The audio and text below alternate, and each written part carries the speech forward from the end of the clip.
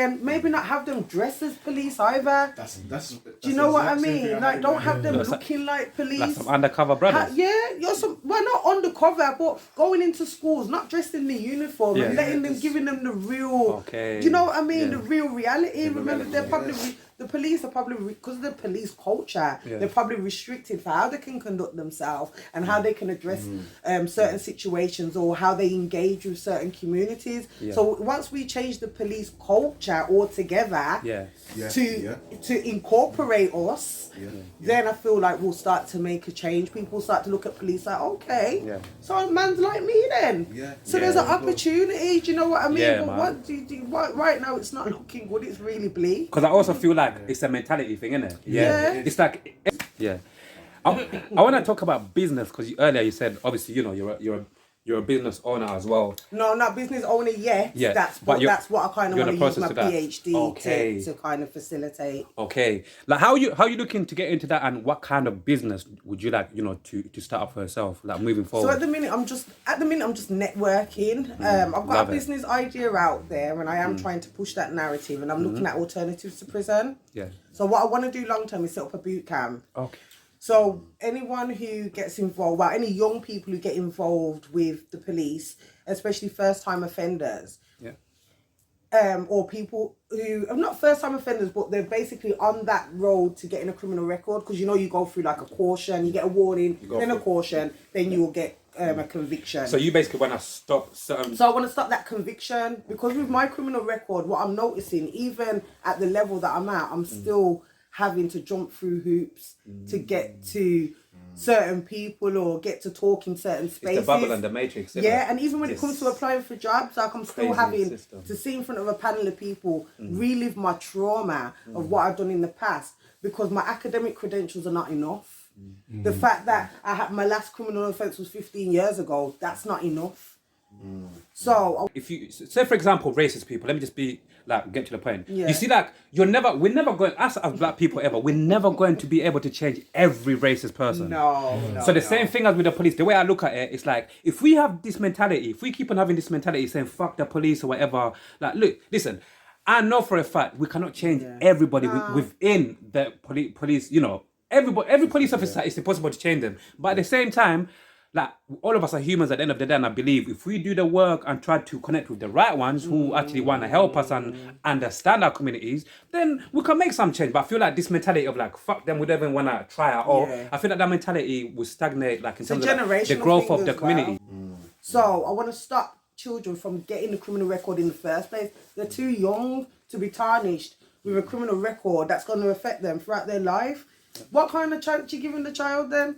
You understand? So instead of giving them a criminal record, what they'd do is they'd be referred to my boot camp, where I'd provide them with practical life skills, Love also educational skills as well. Yeah. But things like finances, because you notice that most of the offenders that you speak to, they'll tell you, why do you offend? Finances, I'm poor, poverty. You understand? I'm So from a broken home. come from a broken home. So what we need to do is change that, that generational curse and make people want to thrive, to be better. But you have to give them that equipment to do so, innit?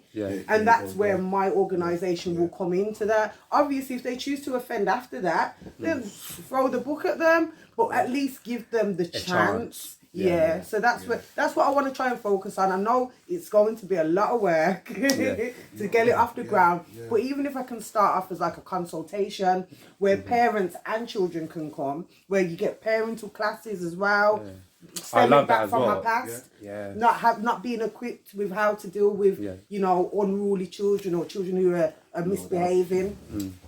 So so hopefully, fingers crossed. Yeah, no, I'm not gonna That sound like kicks off. I'm not gonna sound. About our parents and coming from different cultures and stuff. Yeah.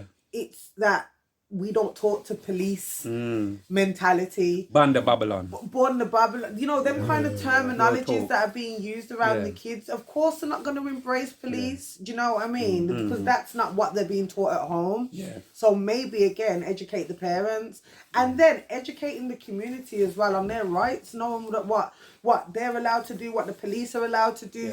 Our education is key for me, and I feel like a lack of understanding is where the lines are blurred. Yeah. So I think the more that we're active and start having conversations like what we're having today, and start to provide spaces like the conference that I was at, talking about gaining trust in certain communities. Them are the spaces that we need, but we need them more in schools and colleges and not just on podcasts and you know what I mean? We need to be active, man. Do you know what I mean? Yeah.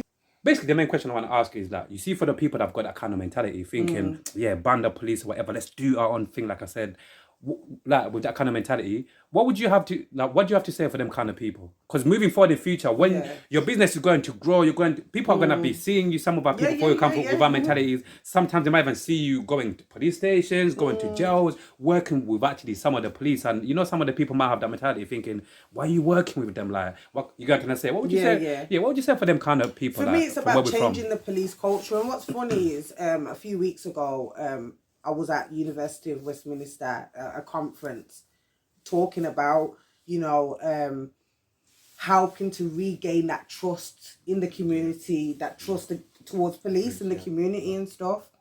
And I think it's having spaces like that. I think having conferences like that are continuing to say, looking at black people, how to support black people, you know, having conferences that are tailored, that's going to work, because obviously you'll reach the masses then, your voice will start to get heard. And then you know what needs to be done as well?